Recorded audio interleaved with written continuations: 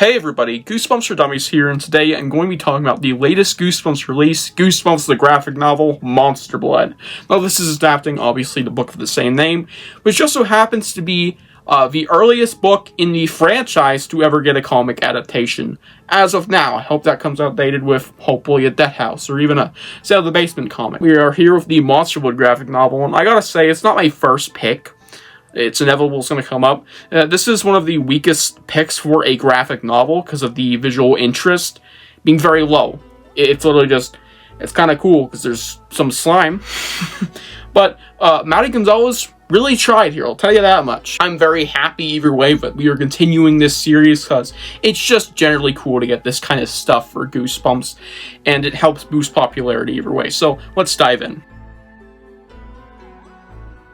And now for the blurb. He oozed with attitude. While staying with his great aunt Catherine, Evan Rosvitz is an eerie old toy store. Among the shelves, he finds a can of something called Monster Blood. The odd, sticky substance really does look like the blood of a creature, but the strange thing about the toy ooze is the way it keeps growing, overflowing its container, then a bathtub, then a whole trash can. Evan worries that all that growing has given the Monster Blood a monstrous appetite. Now, this is, again, adapting one of the earlier Goosebumps stories, and very faithfully, and with faithfulness to any media that is being adapted into another art form, there's bound to be some repetitions within its qualities, or it'd be good or negative. But I can say with heart that this book was great, and it's just about on par with the original book and the Haunted Mask graphic novel from last year.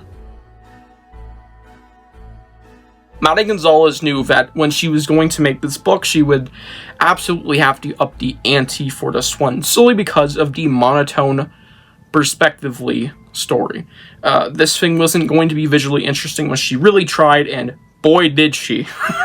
Maddie Gonzalez fucking cooked. There's some shots in here that are more neon, you'll see when you read it.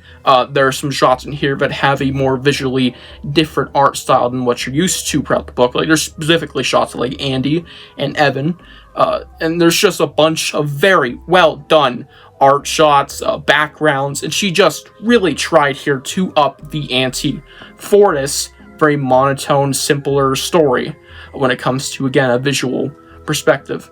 Or at least less appealing. I mean, it's just a green fucking blob. That's really the best thing you're getting out of here. And she even cooked with the character designs themselves. Sarah Beth is more cat-like when she's in human form, which is bizarre, but I like it. I like a lot of the character designs here. I think they're all really good. And there's some changes here involving characters, like, not really a change, but more of an embracement of Andy and Evan's relationship. It's more brought out through the actual art, and they really, Maddie Gonzalez really embraced that and just further pushed that through this nice, friendly bond. Alejandro jumping back in here to also mention that there's a slight emotional tin with Aunt Catherine at the end, as well as a more vivid personality for Sarah Beth, which is really nice character changes. The final page of all things has a strictly visual change involving the ending, where it's revealed that Sarah Beth wasn't alone. There's other witches that go into cat form like her, or at least it's heavily implied with, you know, all those cats showing up and looking pretty pissed about what happened to Sarah Beth. She did a great job with the climax and making it actually merit a very solid, like, 50 pages of this book, surprisingly. And there's also one final, I guess, upside. Less bullies in this book. I mean, it's not like there's less character-wise bullies, but they're less prevalent than they were in the original story, which is a nice change, because I didn't really like them there. Don't like them here much, but are not a big issue, really at all. So, generally, Maddie Gonzalez just absolutely tried her hardest with this thing, and I'm excited to see more of her work from this franchise going forth.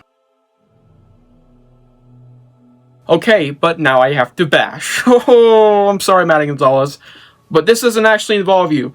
I'm going to bash Stine, because, again, when you are adapting very faithfully, which this relatively is, I give it like a 90 on the faithfulness score, maybe a 95. It's really, you know, faithful, barely getting any additives.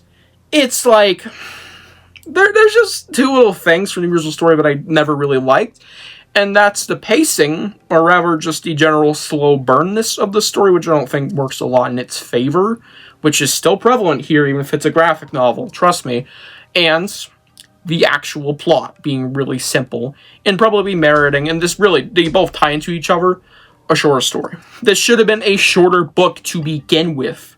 Monster Blood, the original story did not need to be even 120 pages. I think it was like 140 or 130, something up there. No, that original book could have been like 60 at the best, or worst, I mean, I guess. I don't know.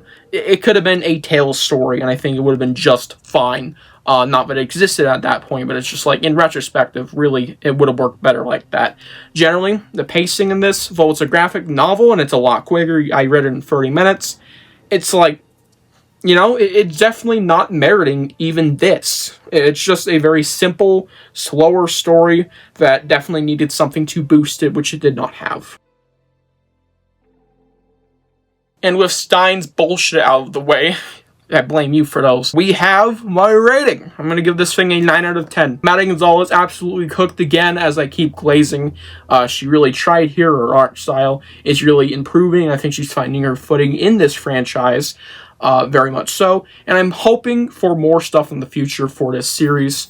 Hopefully for some of the better books. And generally just more goodness out of this franchise. Maybe coming from this, stemming from this stuff. Not even just graphic novels. It's just a very good Stine franchise. I'm glad we're getting stuff like this. Even if it's just going to be more for graphic novels. It's just so nice. But if you guys enjoyed this book review, tell me what you think about the Monster Blood graphic novel down below. And I'll see you guys in the next one. Bye.